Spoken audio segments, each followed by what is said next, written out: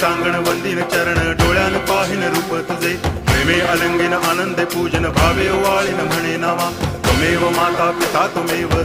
बंधुश्च सखा त्वमेव विद्या करुणं त्वमेव सर्वं मम देव कायेन वाचा मनसेन्द्रियैर्वा बुद्ध्यात्मना वा प्रकृति स्वभावात् करोमि यद्यत् सकलं परस्मै नारायणायति समर्पयामि अच्युतं केशवं रामनारायणं कृष्णदामोदरं वासुदेवं हरि गिरिधरं माधवं गोपिकावल्लभं जानकीनायकं रामचन्द्रं भजे हरे राम